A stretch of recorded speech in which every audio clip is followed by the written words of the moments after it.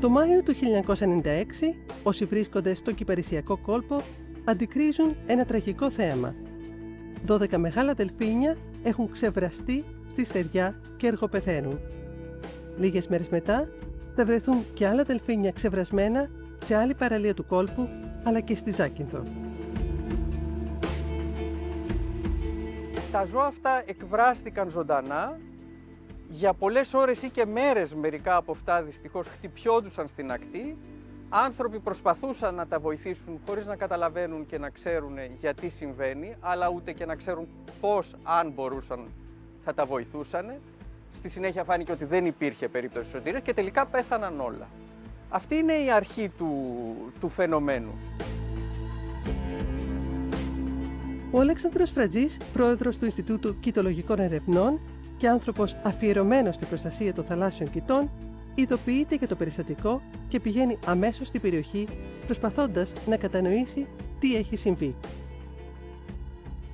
Ο κόσμος αρχίζει να κάνει υποθέσεις για κάποια άγνωστη αρρώστια που σκοτώνει τα δελφίνια, αλλά ο Φρατζής από την πρώτη στιγμή καταλαβαίνει ότι το φαινόμενο είναι πολύ σπάνιο και ότι κάτι δεν πάει καλά. Ψάχνοντας λοιπόν, προσπάθησα και άρχισα να αποκλείω όλα τα πιθανά αίτια αυτού του μαζικού εκβρασμού. Τέτοια μπορεί να ήταν ένας σεισμός μεγάλος που να προκάλεσε κάποιες αλλοιώσεις, κάποια ωστικά κύματα κτλ. Μέσα στη θάλασσα δεν υπήρχε κανένας κοντά στο γεγονός. Θα μπορούσε να ήταν κάποια ύωση. Και υπήρχε και ένα που από την αρχή ήθελα να το ψάξω, μια πιθανή αιτία, που να ήταν η παρουσία, μάλλον η διενέργεια στρατιωτικών ασκήσεων. Και κάποια στιγμή πέφτω σε ένα δημόσιο έγγραφο, το οποίο ήταν μια προαγγελία της Υδρογραφικής Υπηρεσίας, η οποία έλεγε ότι από τη 12η Μαΐου 1996 και για 4 μέρες ένα σκάφος το οποίο λεγόταν Alliance θα εκτελούσε δοκιμές ηχοεντοπιστικών συστημάτων. Όταν έπεσα πάνω σε αυτό το χαρτί και είδα τις ημερομηνίες, ένιωσα ότι έχω κάτι πολύ σημαντικό πια μπροστά μου, το οποίο είναι μάλλον, σχεδόν σίγουρα, η αιτία του εκβρασμού.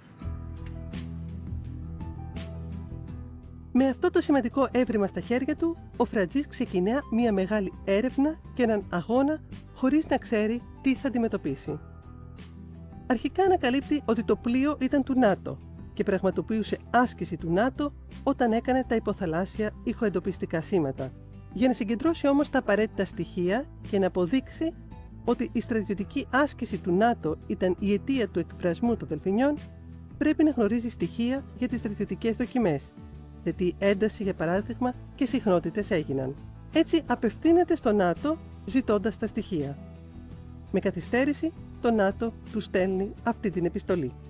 Το ΝΑΤΟ τελικά απάντησε και απάντησε με μια επιστολή που έλεγε ότι λυπούμαστε αλλά δεν μπορούμε να σας δώσουμε τα δεδομένα που ζητάτε, είναι απόρριτα. Επίσης λυπούμαστε γιατί οι δικοί μας επιστήμονες που εξέτασαν τα δικά σας τα δεδομένα δεν καταλήγουν στα ίδια συμπεράσματα με εσάς. Παράλληλα μου πρότειναν να πάω να εργαστώ μαζί τους, να εργαστώ για το ΝΑΤΟ. Αυτό έγινε προφορικά, δεν υπάρχει στην επιστολή. Φυσικά αρνήθηκα. Ο Φρατζής, παρά την άρνηση του ΝΑΤΟ να του παραχωρήσει στοιχεία, συνεχίζει τη δική του έρευνα, που όπως πιστεύει αποδεικνύει ότι ο θάνατος των δελφινιών οφείλεται στις στρατιωτικές ασκήσεις. Δημοσιεύει τα συμπεράσματά του σε έγκριτο περιοδικό του χώρου. Μπορέσετε και αποδείξατε αναμφισβήτητα ότι οι εκβρασμοί οφείλονταν στην άσκηση του ΝΑΤΟ. Εγώ προχώρησα στη δημοσίευση στο περιοδικό Nature και η δημοσίευση έγινε. Μετά τη δημοσίευση γίνεται ένα μπαμ σε όλο τον κόσμο, γιατί το περιοδικό το παρακολουθούν όλα τα διεθνή μέσα και έτσι την επόμενη μέρα υπάρχει το Reuters, το CNN, το BBC World Service, όλα τα μέσα από όλο τον κόσμο, από όλες τις υπήρους, τα οποία θέλουν συνέντευξη για το γεγονός.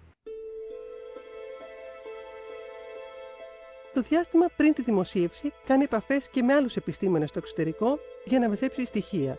Και όπως μας λέει, μέσα στην ένταση των ημερών, κάποια γεγονότα τον έχουν ανησυχήσει. Εκείνο που έκανα ήταν ότι μάζεψα τα στοιχεία μου, έφτιαξα 2 φακέλους, τους έδωσα σε πολύ έμπιστους ανθρώπους, φίλους μου, γνωστούς μου και είπα αν κάτι συμβεί τουλάχιστον να μάθει ο κόσμος τι συνέβη. Τώρα μπορεί να μοιάζει αστείο αυτό, αλλά τότε δεν ήταν τόσο αστείο. Ο Φραντζής, όπως και πολλοί άνθρωποι του χώρου του, μεγάλωσε έχοντας ως πρότυπο τη ζωή και τη δράση του διάσημου Γάλλου ωκεανογράφου Ζακίβ Κουστό. Όταν μάλιστα βρέθηκε στη γενέτειρα του Κουστό τη Γαλλία για σπουδές, συνδέθηκε ιδιαίτερα με τα δελφίνια. Το να ασχοληθώ με τα κοιτώδη δεν το επέλεξα ακριβώς εγώ. Ήταν μια ολόκληρη συνωμοσία της φύσης. Την εποχή που είμαι στη Γαλλία και κάνω το διδακτορικό μου, γνωρίζομαι με ένα ελεύθερο δελφίνι το οποίο έχει πλησιάσει τις ακτές σε ένα μικρό κόλπο όπως εδώ και είμαι από τους πρώτους που μπαίνει στο νερό για να το φωτογραφίσει, να το συναντήσει κάτω από το νερό και έτσι γίνομαι φίλος με αυτό το δελφίνι για 3 χρόνια στο ελεύθερο περιβάλλον και το ακολουθώ. Αυτό ήταν ένα πολύ συγκλονιστικό γεγονός που με έκανε στη συνέχεια να θελήσω να γνωρίσω καλύτερα τα κοιτώδη από επιστημονική άποψη και από την άποψη της προστασίας. Ο τρόπος που πεθαίνουν τα δελφίνια από τις στρατιωτικές δοκιμές είναι, όπως μας περιγράφει, πολύ επώδυνος. Ο ήχος αυτός τους προκαλεί πολύ δυσάρεστα συναισθήματα, πιθανόν και έντονο πόνο και πανικοβάλλει τα ζώα. Τα ζώα που είναι βαθιά καταδιώμενα από τα 2.000 ή τα 1.000 μέτρα ανεβαίνουν απότομα στην επιφάνεια της θάλασσας και παθαίνουν αυτό που παθαίνουν κηδίτες όταν δεν ακολουθούν τους χρόνους τους, δηλαδή παθαίνουν την νόσο των δυτών. Στη συνέχεια όμως αρχίζουν να συμβαίνουν και άλλοι εκβρασμοί σε άλλα μέρη της γης και αμερικάνικες περιβαλλοντικές οργανώσεις φέρνουν το θέμα στα δικαστήρια. Έχοντας πάρει πια διεθνής στάση στο θέμα, ο Φραντζής θεωρεί ότι μετά από χρόνια αγώνων δικαιώνεται. Η δικαίωση ήρθε μετά από 5 χρόνια, όταν σε ένα συνέδριο στα Κανάρια νησιά, όπου και εκεί έχουν συμβεί μαζικοί εκβρασμοί, ο εκπρόσωπος του ΝΑΤΟ βγήκε και είπε δημοσίως ότι ο άνθρωπος αυτός από την Ελλάδα είχε δίκιο, εμείς φταίγαμε, η άσκησή μας ήταν αυτή που προκάλεσε τον εκβρασμό. Αυτές οι ασκήσεις γίνονται τώρα? Το ίδιο το ΝΑΤΟ έχει πια συμπεριλάβει στις οδηγίες του για όταν χρησιμοποιεί το σόναρ τις ευαίσθητες περιοχές που πρέπει να αποφεύγει και έχει και κάποιες οδηγίες για το να μπαίνει μπρος στο σόναρ πολύ αργά, να δίνει την ευκαιρία σε ζώα να απομακρυνθούν, που μειώνουν τέλος πάντων τα προβλήματα που δημιουργεί αυτό το στρατιωτικό σόναρ.